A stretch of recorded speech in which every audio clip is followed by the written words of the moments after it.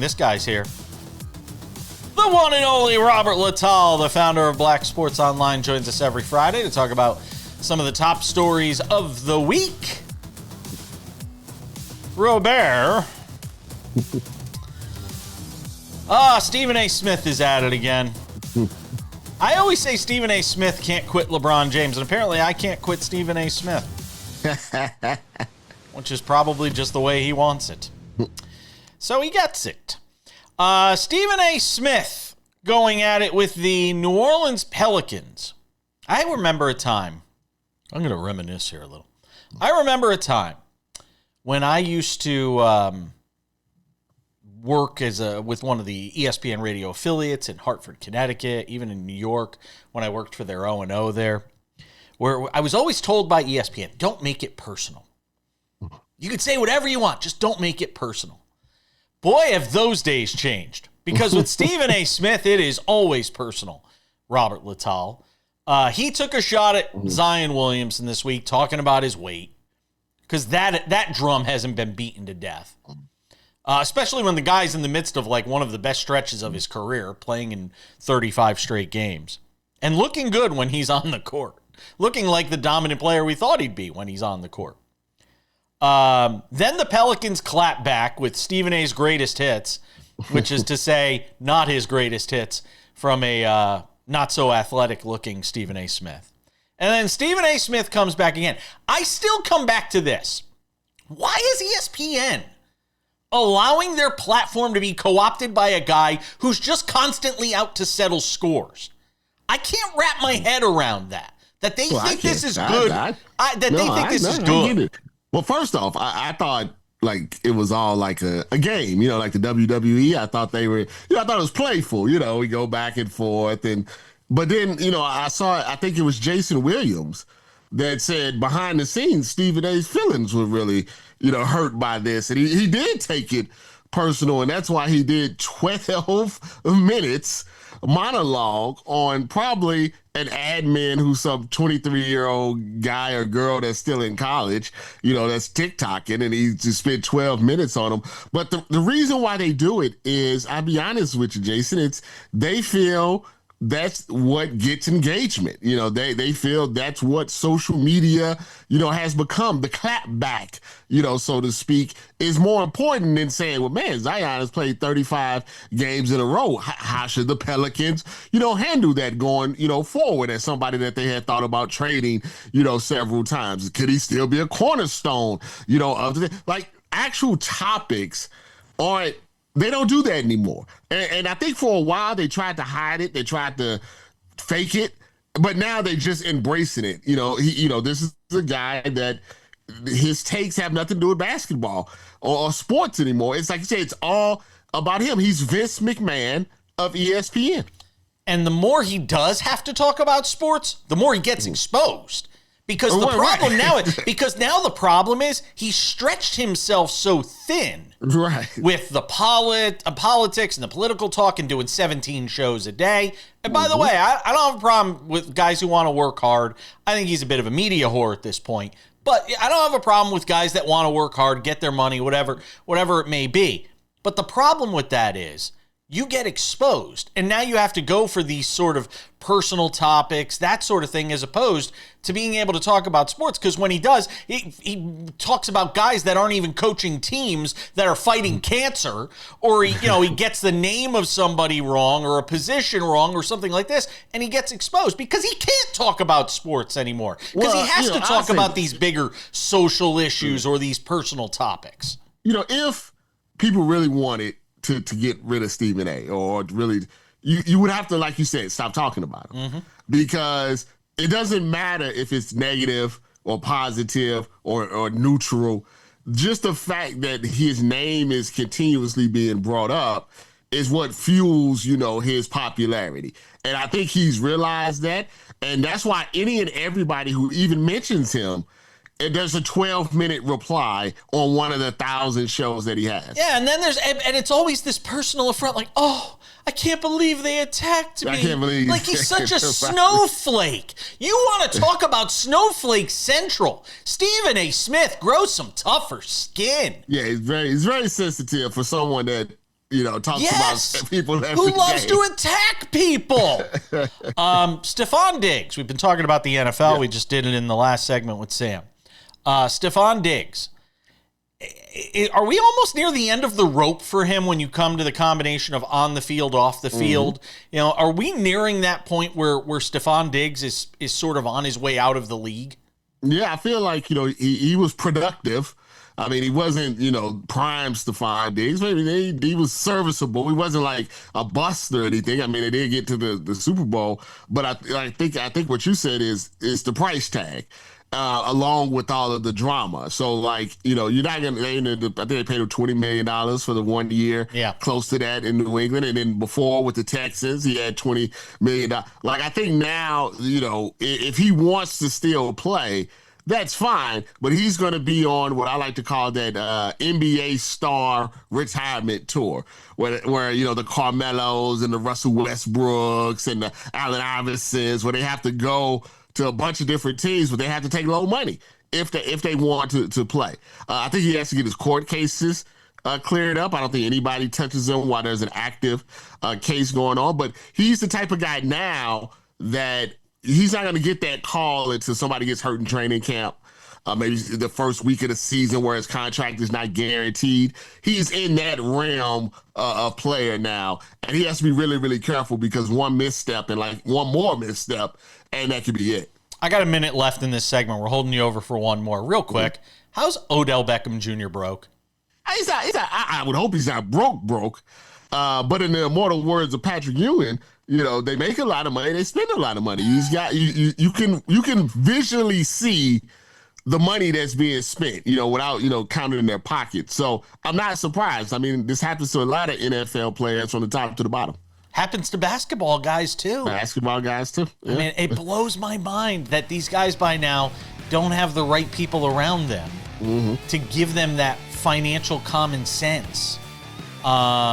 It just blows my mind. When I see this about OBJ, it kind of makes me sad. And I know I shouldn't feel sorry for a guy that's made all that money and blown through it, but it kind of makes me sad when I see these sorts of things. He's good looking. He can model or something like that. I'm surprised he hasn't done TV. He's got a personality. Yeah, he's kind of fell out of that world. Yeah. But I think he's the type that could make it come back. All right, Robert Little's going to hang around for one more segment. Trinidad Chambliss and the NCAA still going at it, and a bunch of women's basketball to get to, including a brawl you got to see next. Welcome back. Coming up in 10 minutes, Tino Patino talks NASCAR. Big race in Phoenix this week. Can Tyler Reddick make it 4 in a row to start the season? Already an unprecedented 3 in a row to start the season for him. Michael Jordan, his racing team, Robert Little. MJ, still finding ways to make news. Got me watching little NASCAR. I still don't think people are tuning in to watch Michael Jordan standing around watching cars go around in circles, though. Well, I'm always interested in the racing sport, so, and I'd be perfectly honest with you. When you see a brother in a sport that's normally predominantly, another color, I think, it's like watching, tennis and Serena Williams. It's like we get into it a little bit because there's a little, pride involved in it. Yeah, that's fair. Trinidad Chambliss and the NCAA, the dispute that will not go away. We thought Trinidad Chambliss was going to get one more year of eligibility. The NCAA says not so fast, Lee Harvey. They are going after Trinidad Chambliss. It feels like they've made this sort of their cause in trying to keep guys from getting all these years of eligibility. They're, appealing the ruling of the appeal that he won.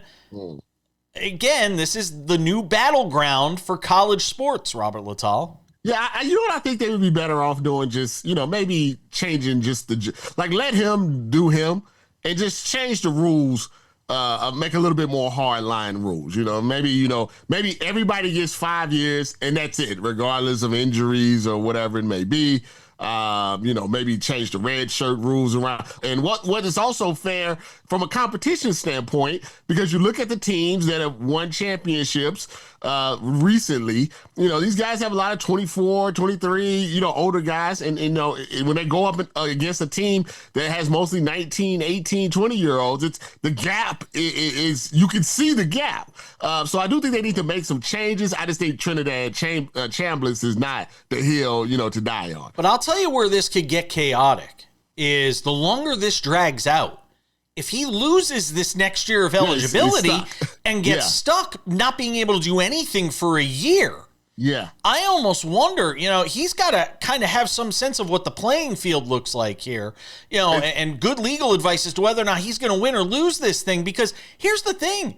He goes into the NFL draft tomorrow. He's probably the second quarterback taken, maybe the third. And in a season where there's teams looking for quarterbacks, he'll probably be a first-round pick, early second-round pick. If I'm Trinidad Chambliss, am I sort of rethinking this? I thought he should have left. I do too. I felt like his stock was never going to get higher than what it was, after the playoffs. And next year, you never know, but next year looks like a little bit better, class of quarterbacks. But the combine is over. Pro days are coming up, and the draft will be here in April. So there's not a lot of time, left. So I think he's all in. It's Ole Miss, and I think if something like that happens, I think he sues the NCAA for lost wages. Let's talk about South Alabama, Coastal Carolina women's basketball. You know that something really weird had to happen if we're talking about that in this show, Robert Littal. An all-out brawl. You've got 8 players ejected. You got a ref getting knocked out. This was crazy.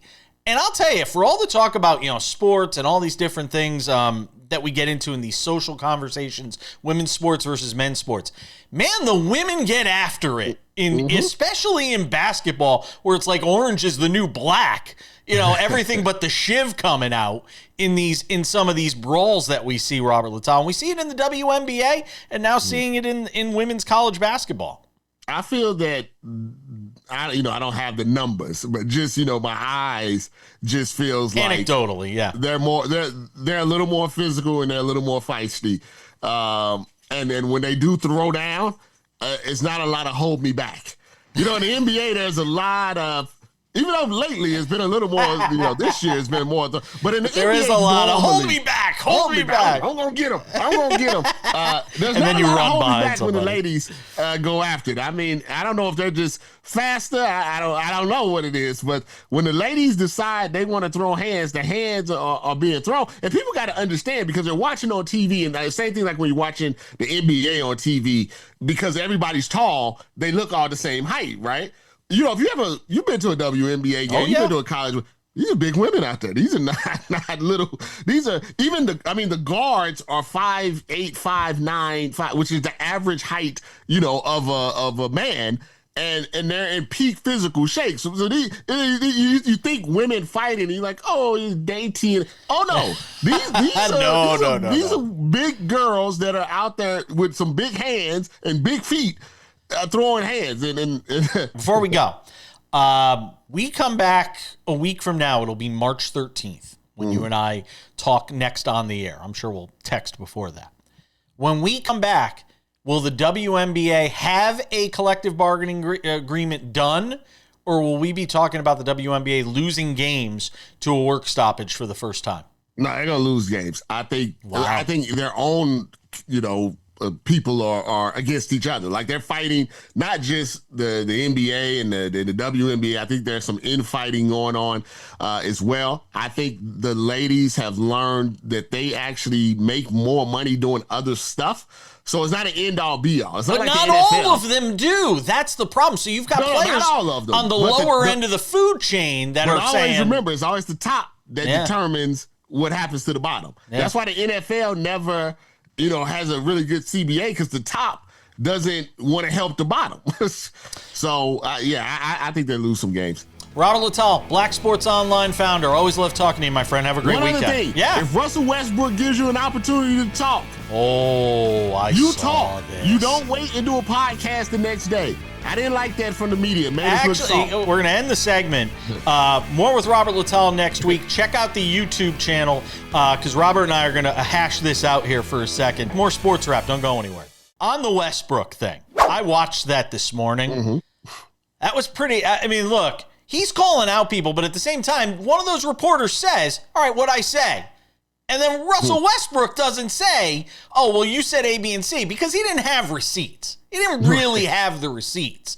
So in my mind, I'm like, I kind of get some of what Westbrook is saying, but then if a reporter calls you out and claps back and says, okay, well, what did I say? You can't just you have to come with receipts and be prepared in that spot. And he wasn't. I think my issue was one of the reporters was after it all happened, for whatever, at 2 a.m. is like, check out my podcast tomorrow about what happened with Russell Westbrook. And I'm like, no, we can't do that because there was an opportunity right there. That's what he was talking about. He's like, let's have a conversation right now. It's not like the Kings had anything better to do. It's not like the Kings media had anything. There's no deadlines where you've lost 50 games, in the season.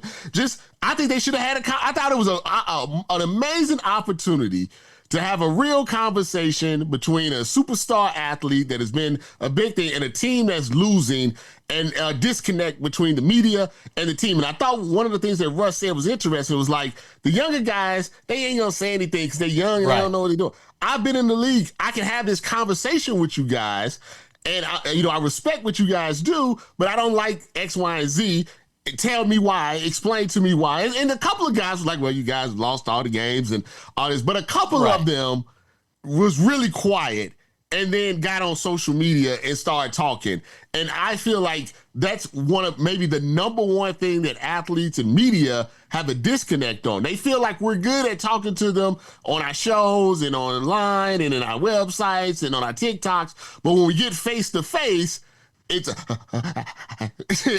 you heard a lot of that where guys were like, I heard a guy's voice got all high and cracky. And this has happened to me before. I've had to go up against guys like Draymond Green who's challenged me in big time situations. You have to. Those are demarcation marks of your career. How people are going to see you. Are you going to stand your ground on what you're going to say when it's face to face? Or are you going to, I just didn't like that. I feel like, and I don't always like the way Russ handles the media. And I think, sometimes he can come off a little difficult to deal with. But in this particular situation, I felt one of those reporters or all of them should have been like, okay, Russ, here's what I think. And just let it all out. And I thought it would have been a really cool thing. And it didn't. Now it's like, come watch my podcast. And I'm like, that's the Stephen A. Smith way. Yeah. That everybody say that they don't like. Yeah, and I will say this for Russ. I thought his tone was measured. Like, he wasn't screaming and throwing his arms around or anything like that. He wasn't happy, and you could tell he was upset, and he wanted to get it off his chest, but he did not it wasn't let's throw down. It wasn't. I'm looking at it. I see a headline right now. Russ goes off on media. Yeah. That's not what happened. No. See what I'm saying? That's the stuff that makes us look bad. He was civil. I mean, he was Russ. Yes. But he was like, talk to me. Tell me. Now, he wasn't going to agree with them. Right. And he was going to go back and forth with them. But we need more of that and less, like we keep saying, the Stephen A. Smiths, the crazy headlines that don't match what actually happened. Yeah. So I felt a certain way, about it. Yeah. Robert Littal, always appreciate you, my friend. Have a great weekend. Check him out, Black Sports Online. Hi there, I'm Jason Page. You like what you're watching? Subscribe. We've got sports rap shorts on this channel. We've got the show. We've got clips from the show. What else do you have to do? You probably follow a lot of other things that aren't half as exciting. They're not half as exciting as this show is. So what are you waiting for? Click the subscribe button, follow the channel, watch the content. Bye.